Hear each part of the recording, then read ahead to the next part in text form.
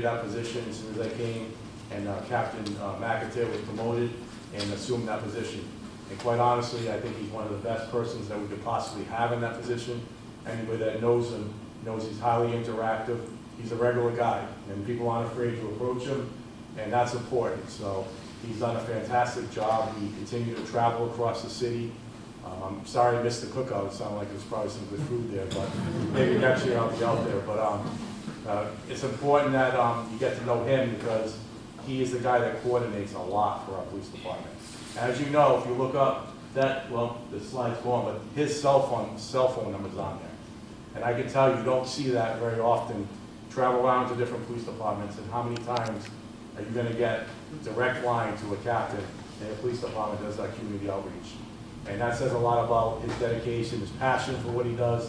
And what's great about it is he's one of 8 other command staff members that had that same philosophy about being available to the public.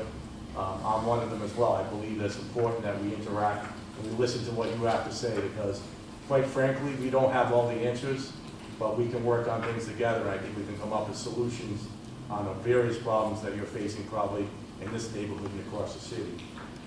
Some of the other things I've done since I've been here, I've increased the number of detectives in our special investigations unit. That unit goal is to go after narcotics trafficking in the city. And it's not just the big dealers, it's the dealers in all the neighborhoods across the city. So we don't care if it's somebody dealing a small amount of drugs in the city, we are going to address that. I can promise you, if you have a house or a location, you want to remain anonymous, I can tell you that that is our goal in that particular unit, is to get the drugs out of the city of Cranston. I can tell you in my short period of time, I'm overwhelmed at how many overdoses we have in the city of Cranston. Every day, well not every day, but once a week, we'll get notice of an overdose, and it's a tragedy all the way around. So our goal is going out, going after the dealers of these painkillers, educating the public. We put a narcotics disposal unit in the lobby of the police station. So if you have discarded medications that are expired, you can properly discard them in our box in our lobby. And why is that important? Because half of the drugs that the kids are overdosing on come out of somebody's medicine cabinet that sit there. So obviously there's heroin laced with fentanyl. You can go on and on about the dangers of drugs, but I think that we have a good plan on addressing that, and we work on that every single day that we're out on the streets doing that. And I know one of the concerns when I go around all the different neighborhoods is traffic-related concerns. Every day we receive calls about speeding vehicles through neighborhoods, and we take that very seriously. This past year we went to the city council and we asked for money to fund overtime details. We call them the CARE details. That's the Cranston Accident Reduction and Enforcement Program.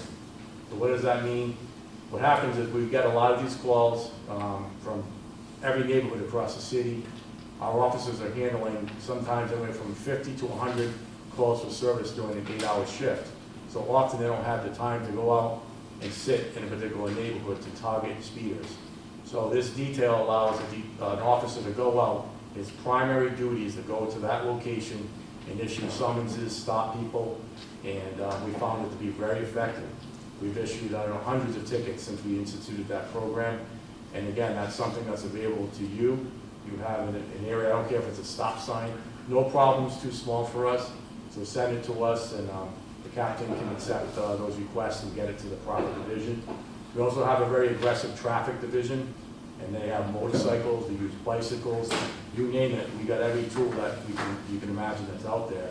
And again, we will address any traffic-related problems that you have. Maybe we'll hear about some tonight. We'll write them down. We'll make sure that they get addressed. So that, I know that's probably one of the biggest concerns you may have sitting in the audience tonight.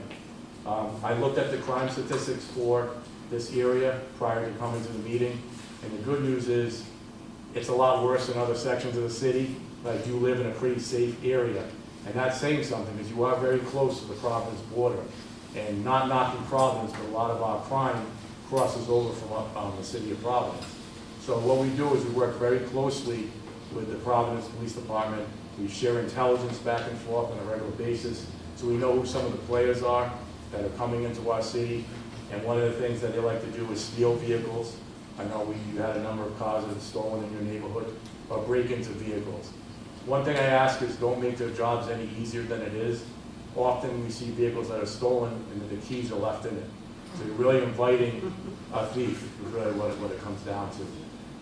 We do have new technology we acquired where we can track some of these criminals when they break into vehicles, where we see real-time notification, and we are excited about this new technology that we're going to be deploying. So if we know of an area where there's a lot of breaks in the neighborhood, we're going to put some technology out in that area that will address it. So again, that looks like what I looked at. Mostly what you're getting in these neighborhoods is property crime, breaking and entering, things of that nature, which that is a deterrent when we put out patrols in these neighborhoods.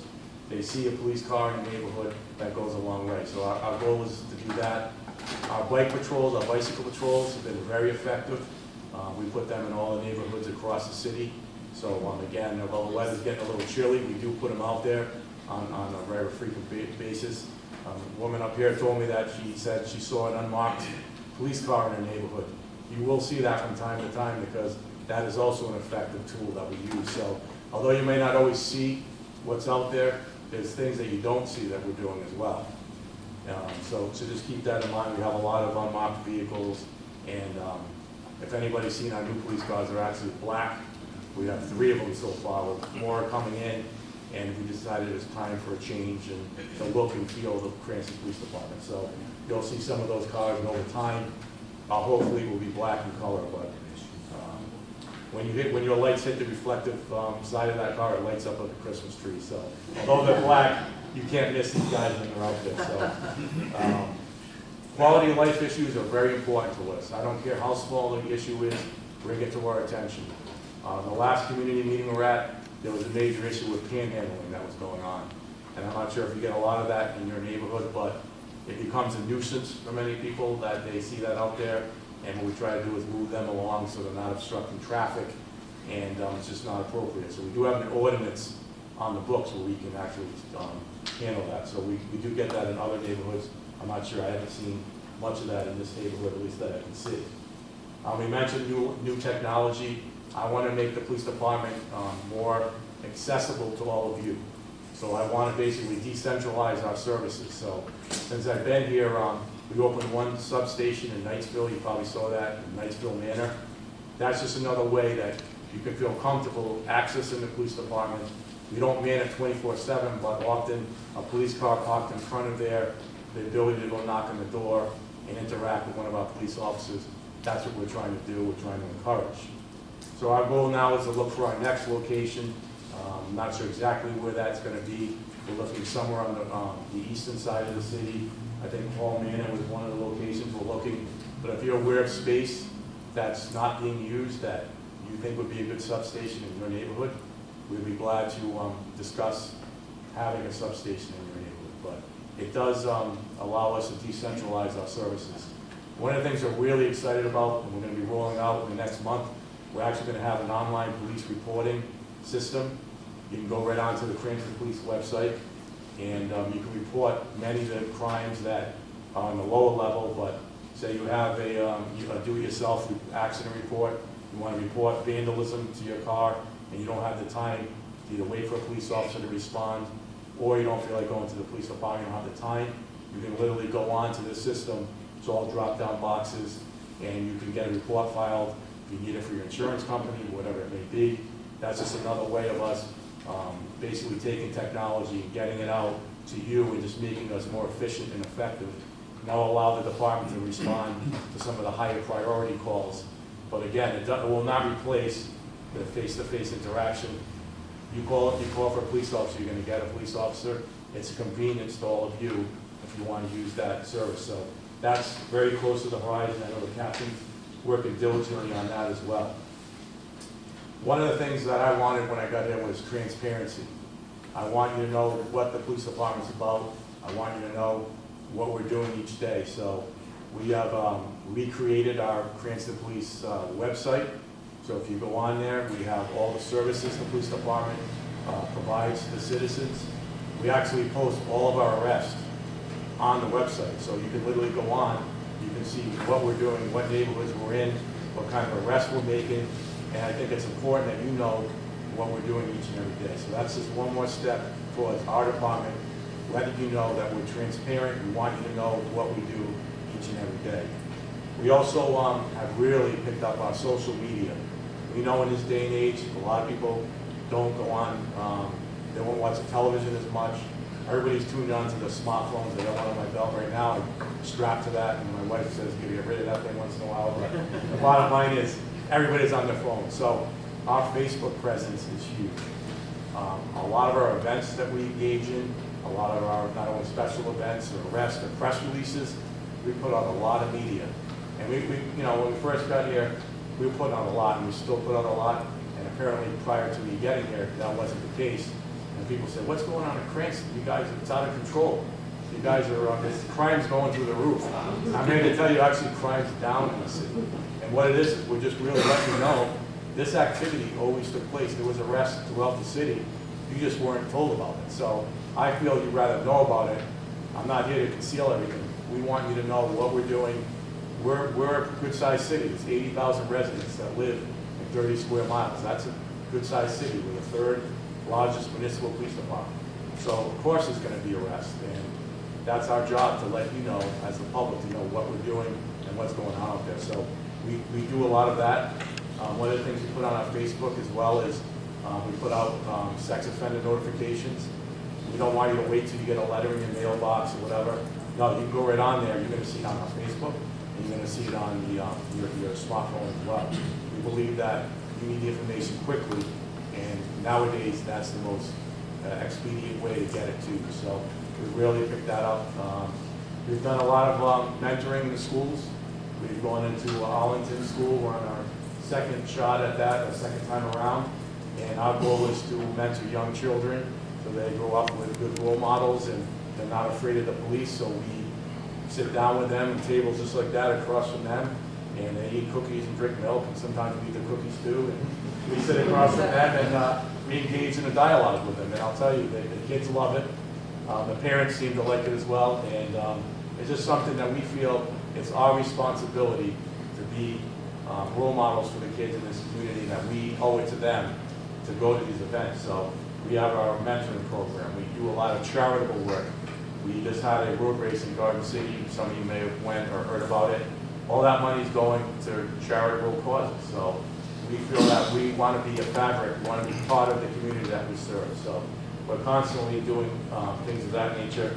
And again, there's a lot of good photographs on there. And one of the things we also did is we have a lot of warrants for people that don't, tend to hide on us and wherever they go. And we actually, every week, we put a wanted person of the week on there. And I'll tell you what, we had a guy turn himself in within a day. Because nobody wants their picture out there. We're not afraid to put it out there. And, if anybody remembers at the St. Mary's Feast, we had some people there that were posing as Gloria Gemma workers, and they were fraudulently accepting donations, and they were taking the money for themselves. So what we did was we didn't know who they were. We had a photograph of them. Somebody was smart enough to take a picture. And what we did was put their pictures out on media, and we also put it on our Facebook. Within hours, we found out who the first guy was. He was under arrest. Within another 12 hours, we had the second guy. So my point is, you all have a role to play, and I think that's why these neighborhood crime watches are effective, because you are the eyes and ears. You are the force multiplier. Although there's 147 of us, there's much more people out in the neighborhoods like you. So we need to hear from you. We need to know what's going on. And we created an anonymous way. If you don't feel comfortable calling the police department and giving us a tip, you can go on the Cranston Police website and submit information anonymously if that's what you choose to do. So again, I think it's been very effective. But again, we couldn't make those arrests so quickly without your help. And again, we're going to continue to do that. We're actually going to pick that up in the very near future. So that's just an example of some of the things that we're doing. A lot of the forms that we have are online. So we're just trying to make it more convenient, but also get out to more people. And again, the crime watch meetings are important. What I can say to you is, how can you help the police? Pick up the phone and call us. We don't care if you see somebody and you're like, that car's out of place. Like, something doesn't seem right. I've never seen that car in that neighborhood. Do not feel bad about calling us. Because you know what, a lot of times if you feel that way, you're probably right. Because your first instincts are usually right. So if you don't call us, then you know we're not as effective at doing our jobs and making your neighborhood safe. So give us a call. Another thing you can do is, a lot of people install cameras nowadays. They're pretty inexpensive. I can't tell you how many times you saw breaking and entering and other crimes because somebody caught somebody driving away from the scene or breaking into a neighbor's house or their own house. So I can't tell you how effective that is. A lot of businesses have them, but we're finding more and more residents have them. What we're trying to do eventually is going to create a registration where you can register your cameras. So when we have a crime in a particular neighborhood, we know that you have a camera. We'll go to you and say, hey, would you be willing to share some of your footage with you, with us? And again, it's a very effective tool, and the price of these cameras have gone down considerably. So something to consider as you go forward. And again, the last thing I want to mention, I know Mr. Reisner, he's here filming right now, but he attended our Citizens Police Academy. I'm sorry, right there. And this gentleman also attended our Citizens. No, I didn't. You didn't go? No, This gentleman. I went to the. We have it once a year. We're going to try to increase it twice a year. So what it is, I think it's 8 weeks. I want to say 8 weeks, one night a week. You come to the police department. We have a community room at the police department, and you learn everything you can imagine about what we do, because you may not always understand why we do certain things. If we approach a car a certain way, somebody may say, well, that was rude, he approached a certain way, shine the light in my face or whatever. But we put you on the other end of it. So what we do is we actually have you approach a car just like we would. And you see how difficult it is to see in that car if they have tinted windows. Every car stop we make is a threat to us. We have to approach it that way. We don't know who's in that vehicle, if there's a weapon in that vehicle. So my point is that by going to these community citizen police academies, you learn how detectives operate, how they, why they question people a certain way. They actually have you interrogate people, they videotape it. I can go on and on, but everybody that's gone through it, I think, speaks very highly of the program, and it's free for you. So you just literally, if you go on our website, we usually announce when the next one's going to be. You sign up online. And then that's it. We've had classes, sometimes 40, 50 people. We take as many people in as we can, but it does fill up very quickly. But again, across the country, we're seeing a lot of these police shootings and things of that nature. I think it's so important that you see why certain things happen, and that's not making excuses for any officers out there that may be acting inappropriately. I will tell you there's bad apples in every profession across the country. I like to think that we have a very professional police department. I constantly are ingraining that in the heads of our police officers. I go to the roll calls, I talk to them about being professional, and about there's a lot of cameras out there. They'll get caught on camera every single day. It's a challenging job to be a police officer in this generation, what's going on. And quite honestly, I think a lot of good candidates think twice about trying out for the police department because of the negative publicity that's out there. But I can tell you, rest assured, that the heart of the police officers are in it for the right reasons. They all come, every application I read, and the ones I'm going to interview next week say, I want to help people. That's why I'm joining the police department. And sometimes they can be frustrated and maybe not as courageous as they should. And if you have a complaint against a police officer, we will investigate it. And I can promise you, we will investigate it all the way to the end. And nobody's perfect, and everybody has a bad day. I think any profession will have it. But again, every day, all our supervisors, we ingrain in them, be professional, be courteous, do your job. And I like to say the majority, not 99.9%, will do that. Once in a while, we do have to discipline somebody. Again, that's one of the bad parts of my job, but it's my responsibility to do that. So if you have any questions, I'd be glad to answer them. I know the captain has a slideshow that he's going to do. I'm going to take too much of his time. I know kickoff's in a half an hour, but anybody have any questions for me specifically? Or?